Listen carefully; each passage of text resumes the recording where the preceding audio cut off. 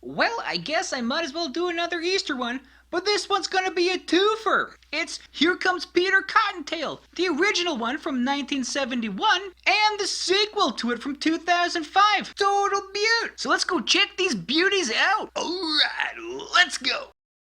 Okay, so this one's 1971's Here Comes Peter Cottontail. So we start off in April Valley. That's where all the Easter bunnies live, and that's basically the Easter factory, kind of similar to Santa Claus's North Pole operations there. We meet up with the Chief Easter Bunny, Colonel Wellington B. Bunny. Now he's getting on in the years and he wants to retire, so he has to look for a successor. He's about to crown Peter Cottontail as the new Chief Easter Bunny, much to the chagrin of the Colonel's advisors, who advise against it. Like, Peter Cottontail is pretty irresponsible at times and kind of has a bit of an ego, but the Colonel sees some good in him, right? So he goes for it. But along comes the villainous January Q Irontail, and he's like, hey, you can't just appoint someone as the new Chief Easter Bunny. Here's the Constitution. It says whichever bunny delivers the most eggs will become the Chief Easter Bunny. So he challenges Peter Cottontail to a egg delivering challenge, I guess, which is accepted, and it'll happen the following day. Irontail screws around with Peter Cottontail's alarm clock so it doesn't go off, so Peter Cottontail sleeps throughout the entire next day. Irontail does deliver eggs. He can't really do it. He delivers only one egg, but hey, one egg is better than zero, so he's the new Chief Easter Bunny. Peter's all sad at himself. He leaves April Valley in disgrace.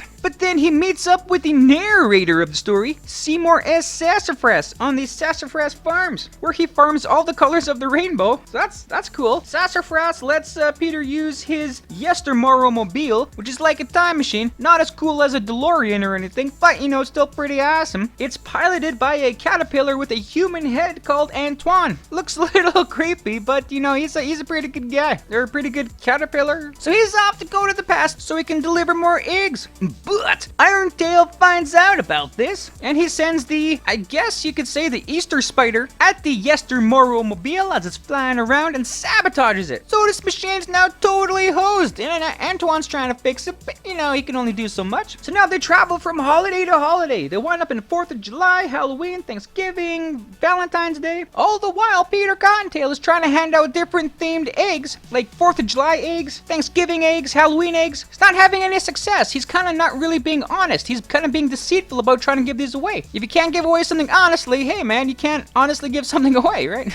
So at Valentine's Day, Irontail turns all the eggs green. So obviously nobody wants a green Valentine's egg. That's silly. But on the way back to Easter, you have to travel through St. Patrick's Day, which they do. And this time, no trickery, no deceit. Peter gives away Emerald St. Patrick's Day eggs, which everyone takes the hit of the parade. So when he gets back to Easter, hey, he's delivered the most eggs. He's got rid of his old basket, so he is instated as the Chief Easter Bunny. So the moral of the story would be, don't lie and cheat to get your way. Unless you have a time machine to help you cheat, then hey baby, the sky's the limit. And Ironside has been downgraded to working for the April Valley Sanitation Department, which is really awesome. And that's the end of this charming little tale. So now we're in 2005 with the sequel movie, Here Comes Peter Cottontail, the movie. And it's pretty similar to the first one. In this one, the story surrounds Peter Cottontail Jr. That's right, the son of the legend himself from the last Easter special. And just like his dad, when he was younger, he is quite irresponsible. He's always focusing on making new innovations and whatnot to Easter, and not really focusing on the present of how Easter is running, and then maybe seeing how we can kind of change things up. No, he just wants everything, boom, like shiny and amazing right now. Not too good, causes problems with the production. There has been incredible technological advances in Easter preparations in the factory from 1971 to now. Essentially, from then to now, it's like comparing the Industrial Revolution to the Space Age. So Peter Cottontail Jr.'s motivations don't really seem to make sense. So Cottontail Sr. is like, okay, dude, you know what I'm gonna get you to do? You're gonna clean the clock of spring. Get it all shiny and looking good. And this clock is really important because every season has a clock that allows the seasons to change and nature to kind of take its course, like that. So we have a villain from the past come up, January Q Irontail. He wants to get revenge on Cottontail Sr., and so he teams up with a new villain,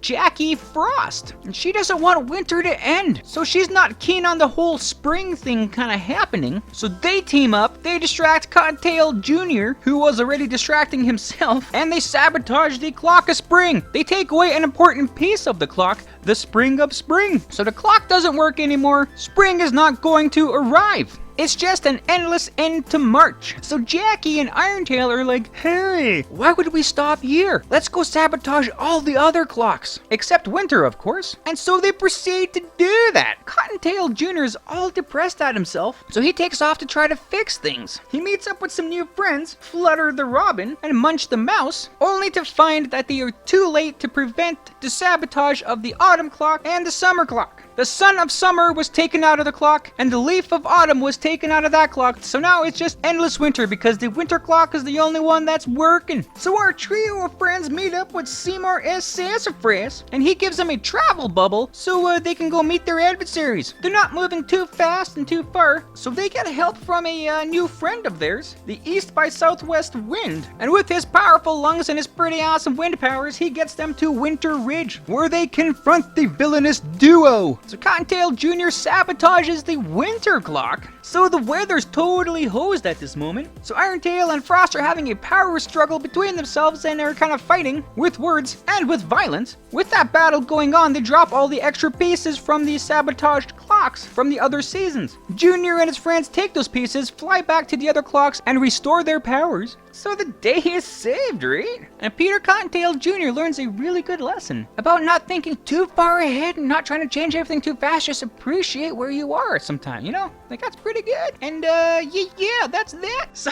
these ones are actually pretty charming in their own way, I guess. So there were a lot of Rankin and Bass Christmas specials that were based on a book, and this one from 1971 was no different. It was based on a book from 1957 called The Easter Bunny That Overslept. So a pretty nice continuation of that tradition going on there. One thing that I really love about these specials is the casting of the voice actors, especially in the first one. Casey Kasem portrayed the voice of Peter Cottontail. Of course, he's most known for portraying the voice of Shaggy from Scooby-Doo, and of course his world-famous radio show. But I absolutely loved January Q Irontail. He was portrayed by Vincent Price. And if you don't know Vincent Price, man, he was an amazing actor from back in the day. And he did not phone it in on this one, man. He gave it a pretty awesome performance. Just wonderful to see these guys' performances on this. Or hear them, I guess.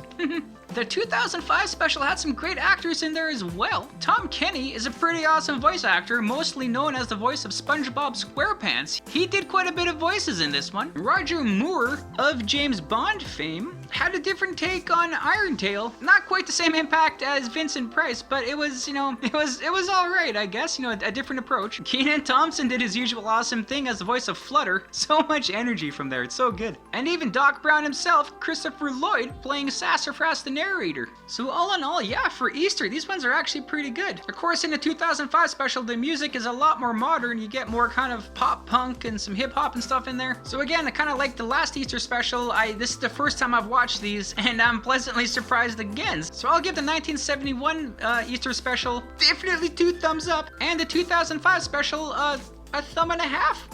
Still pretty good. So yeah. So how does this fit into the whole Rankin and Bass Christmas cinematic universe? Well, you know, pretty decent. Now, there's no specific explanation in the story linking Here Comes Peter Cottontail with the Easter Bunnies coming to town, but you know, you can just kind of speculate and see how things are. In the Easter Bunnies coming to town, you've seen Sonny, the first Easter Bunny, and all of his friends in Kidville start all the Easter traditions, and how year after year the Easter production kind of ramped up a little bit. So now we get to Here Comes Peter Cottontail, the first one, of how increased the production is. So this is down the road of how increased the actual production of Easter is. It's like a whole factory and everything. So that is a natural progression. You also have the hierarchy. You have a chief Easter Bunny. With his advisors and assistants, it's a whole production. So that does seem like a natural, logical progression of how things would go, especially when you compare it to Santa. Of course, the Easter production started off in Kidsville in the Easter Bunnies Coming to Town. In this one, they're in April Valley. So much like how Santa Claus moved out of Somber Town to to go to the North Pole, the Easter Bunny moved out of Kidsville to go to April Valley. Or maybe April Valley's in the same area. They don't specify where it is. And with the hopping of holiday to holiday, you do link this one with the Christmas ones, because you do see Santa Claus, you do see him flying around. So of course that also opens up to the Halloween realm as well, with Esmeralda the Witch. So we're really actually expanding quite a bit. So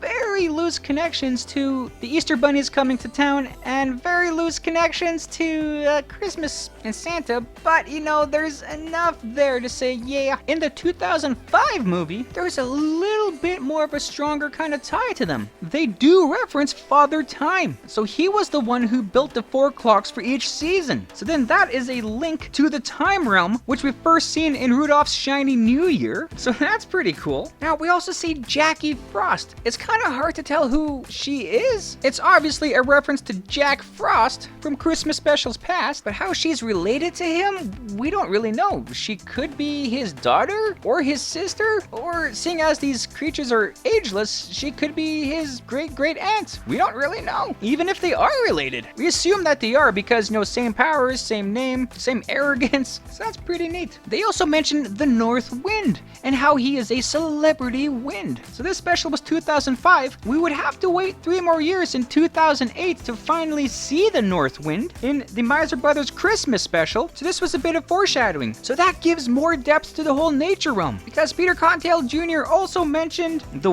West Wind. We actually see the new character of the East by Southwest Wind. So we tied in the Christmas realm, we tied in the time realm, and we tied in the nature realm to the whole overarching story. So that's actually pretty awesome. There is one glaring continuity error though that has to be pointed out. In the 1971 special, Antoine started off as a caterpillar, and then by the end of the special turned into a butterfly, as caterpillars do. In the 2005 special, however, he was a caterpillar again. So it's strongly suggested that it's the same Antoine. You could say maybe it's his kid, but I really doubt it. It's really the same character. How he regressed back to a caterpillar, who knows? Magic does abound in these stories, right? So hey, could be anything. But you know, other than that, pretty nicely done. And other than that, that's that. Right on, and there you go. So thanks for watching the video. I hope you liked it as much as I did making it. Also, feel free to check out the source material that I featured in this video. And if you want to leave a comment on anything you may have liked or things I might have missed in this, you know, feel free to do so. Or anything else, you know, just to say hi. That's cool too. And other than that, you know, have a great day. Thanks.